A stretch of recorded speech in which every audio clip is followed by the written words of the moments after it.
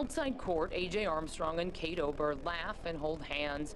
A scene right out of any high school hallway, except we're in a courthouse, and the boyfriend is on trial for murdering his parents.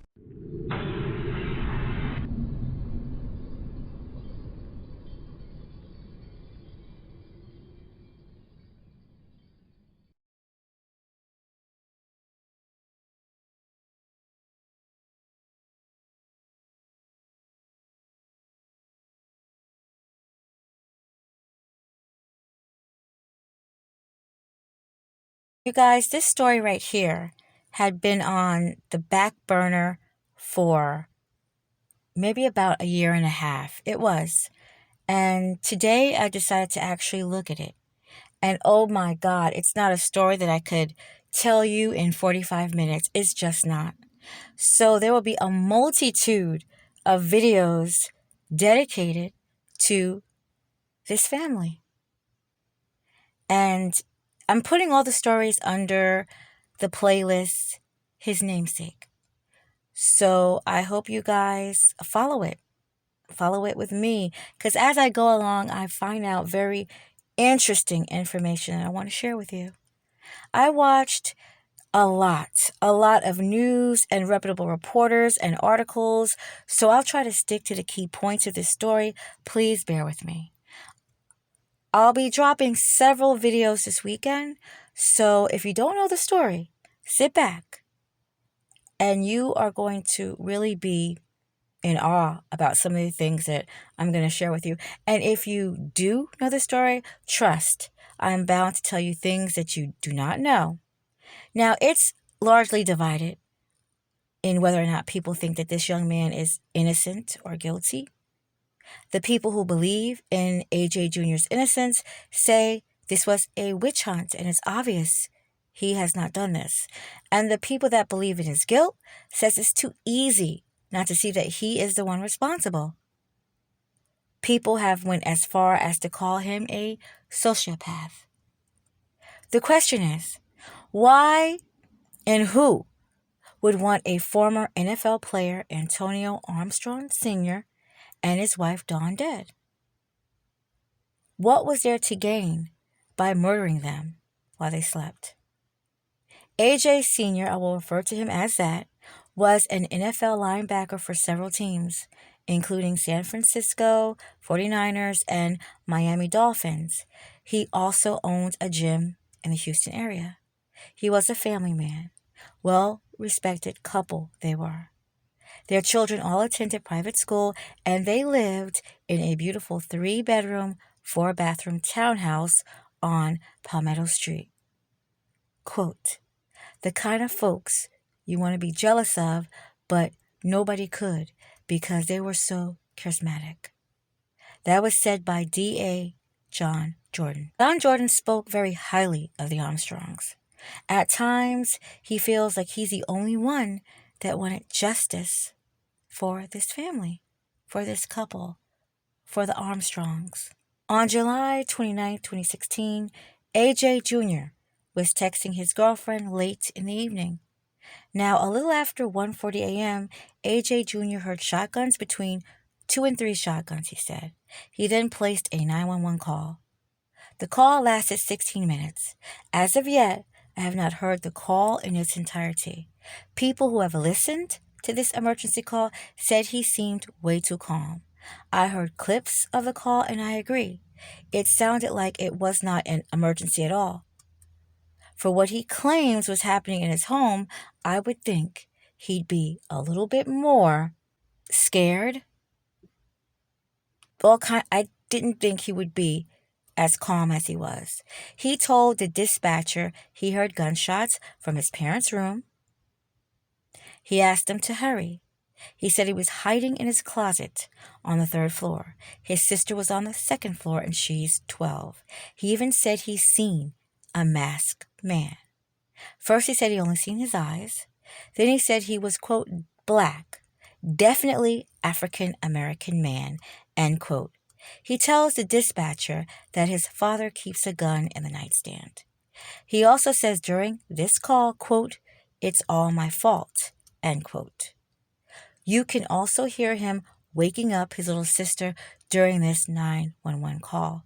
Police and EMTs arrive at 5314 Palmetto Street. According to KHOU-11, he ran downstairs and cut the alarm off to let the police in. The only people that were supposed to be inside this home were AJ's parents and his little sister, Kara. AJ Jr. and Kara were now safely outside when authorities have arrived. AJ Jr. calls his older brother, Josh Armstrong, who lives down the street. Now, I only want to play this court clip of Josh's then girlfriend at the time to give you a little insight on what occurred on that dreadful night, how Josh maybe was feeling, or how his then girlfriend felt that Josh was feeling. Joshua Armstrong is a name you've heard before. In this case, here's the picture investigators took of him at the crime scene. Josh is the eldest, and when his parents were shot, he wasn't there, according to the prosecution, which today aimed to further bolster that point. Jurors heard from Hannah Pylon. Pylon is Josh's ex-girlfriend, but they were dating in July 2016, and for the most part, Pylon testified the two lived together at Josh's apartment near his parents' home. That night, Pylon testified she, Josh, and a cousin were at Josh's apartment. Pylon said she went to bed around 10. She says she awoke later to Josh yelling, "Somebody's in my parents' house," walking toward a shotgun before leaving. Pylon testified she called Josh minutes later. "What did he tell you when he was on the other end of the phone?" asked the prosecution. "He said, 'Somebody shot my parents. They're gone. They're gone,'" she said. Yeah, but the defense in its cross-examination then questioned the timeline here because, as you can remember from the prosecution, Pylon said she was asleep around the time that Josh would have left the apartment. So the defense is arguing she has no clue when Josh would have left the apartment, which means that he could have been the gunman here, at least raising that doubt for the jury. In court, the defense wanted to talk about Josh's actions and reactions to that night. They said he was reeking of marijuana and had a shotgun and wouldn't answer questions. They also brought up the fact that he has a mental illness and probably committed the crime, not realizing that's what he was doing. The court would later say Josh suffered with mental illness, but it was after the deaths of his parents. The thing is, Josh and Kara were already cleared and were not considered suspects. It was AJ Jr. that they were looking at. Now, the scene of the crime. On the second floor is the master bedroom at the top of the stairs, and that is also where Kara slept, on the second floor. The Armstrongs slept right at the top of the staircase. Now, on the third floor, they call that the loft. That is where AJ slept. In the master bedroom, Dawn was already dead, shot in the head twice, with a pillow placed over her head. AJ Sr. was found shot with a pillow covering his face. According to EMT Jason Williams, when he removed the pillow, AJ Sr. was still alive, with a single gunshot wound to his head, and he was rushed to the hospital and placed on life support, where he would later succumb to his injury. I wish that man would have been able to say who did this before he passed away. During the investigation, Houston police found several unusual details. A bullet hole embedded in the ceiling just outside the bedroom was proven to have been shot from AJ Jr.'s third floor bedroom. The bullet was embedded in the floor. In the kitchen, police found AJ Sr.'s gun on the counter, the same gun that's supposed to be in the nightstand. There was a note scribbled like it was rushed, and it read, quote, "I have been watching you for a long time. Come get me," end quote. Again, the defense said that was Josh, who believed that he was God, who watches over people. And again, he was not a suspect. In 2016, Josh voluntarily went after counseling with his grandparents. He admitted, according to medical records, he was paranoid, depressed, and anxious, and he was using drugs to cope, marijuana specifically. This was all 6 months after his parents' death. So the defense took this information, twisted it, and ran with it. Again, in 2018, he also went to a psychiatric hospital because he, quote, feared the killer was still out there and that he would be next, end quote. Doctors believe he was showing signs of schizophrenia and experiencing thoughts of wanting to kill somebody. Josh told doctors a woman was in his head he wanted to hurt. He admitted to putting a towel in his grandmother's oven and lighting it on fire to, quote, freshen up the house, end quote. So Josh was really going through something. And it's terrible that the defense was trying to use this. But hold that thought for just a minute. AJ Jr. claimed in the middle of the night he used the restroom and heard the door to his parents' bedroom, followed by sounds of gunshots and seeing a black masked man flee from his parents' bedroom. Detectives were very doubtful of AJ Jr.'s story. They asked about the bullet in the ceiling, unbeknownst to his father, and he never heard a gunshot before. So AJ shot the gun for his friend. He put a pillow to silence the blast. That's what he said. Police believe this may have been a test shot before the actual crime occurred. This friend that AJ was talking about never came into play. They also took notice of a long, narrow burn mark in the carpet at the top of the stairs created by fire and gasoline found in rubbing alcohol.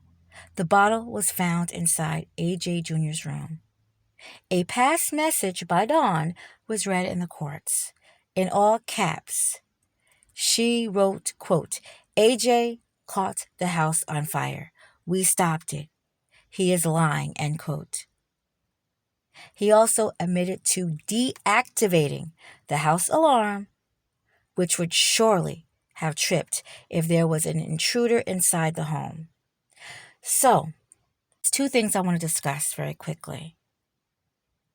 There is parents and a sibling in the home.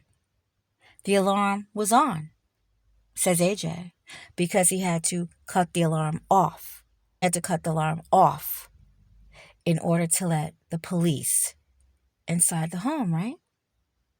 So whoever killed the parents had to be inside the home. Now there is a door that they claim was very iffy, a garage door. And they also claimed that the alarm is very iffy sometimes. They use that a lot. Even had a specialist come in and discuss the alarm. But just keep that in mind, that the alarm was on the entire time. We have two brothers who at separate times tried to start a fire in two different family homes. Prosecutors say Josh was experiencing mental episodes while AJ Jr. was experiencing a homicidal tendency. He was trying to light the fire on the second floor, perhaps to block his parents and even his sister from getting out. Now, I will talk more about Josh's circumstance in another video, but right now we are focusing on AJ Jr. AJ has had 3 trials and 1 conviction, and I believe that his team is diligently working on his case to try to free AJ. There was also a recording I want to briefly talk about that had never been brought into play, but they played it on a show I was watching. It was rejected to be in court. It sounded like a Caucasian woman, and she was basically saying that AJ Sr., her husband, her sister-in-law, they all ran a prostitution ring. And there was a pimp she had to elude. The police was trying to help push this story up because it sounded like nonsense. I don't even think this police officer was even buying this, but he was listening to her. She was basically saying AJ maybe was involved, and maybe there was money owed. She was trying to say that maybe there was a pimp that was trying to do something to AJ Sr. And that around that time he was changing his life insurance policies, all kind of things. But again, it just didn't make it because it didn't sound like it made any sense. It didn't. Now, if a hitman was going to a house to harm AJ Sr. about money, why would he somehow get in without tripping the alarm? And then when he gets in, able to go upstairs to the second floor, know where this man's bedroom is, know that he keeps a gun, know that he owns a gun. Well, I think a lot of people in Houston own a gun, but knows that he owns a gun, he keeps it in his nightstand, and he's able to get it and kill both of them. And then when he's done, he puts the gun on the kitchen counter. It doesn't make any sense. I would think that if you're going to go harm somebody and you're going into their home, you at least would come with your own weapons. That's what I would think. But we are supposed to get a feel that a hitman was after this couple. If so, that hitman was sloppy and came ill-prepared.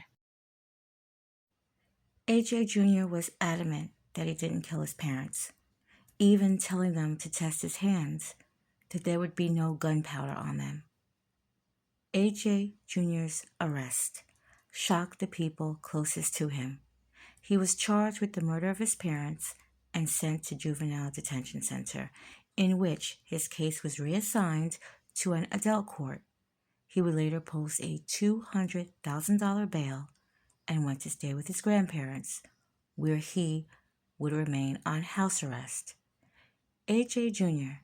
had the full support of his friends, family, and even strangers that became aware of this case and supported him, feeling that this handsome, well-spoken young man would have never killed his parents. On July 24th, 4 days before she would be murdered while she slept, on her social media page, Dawn posted, quote, "This guy is my everything. He is all that and some to me. He completes me in every way. He's my best friend, my date night, my travel buddy, my fitness coach, and my trainer, LOL. And we love to watch movies all day after chilling in our room after almost 2 decades. It's the simple things that make us happy."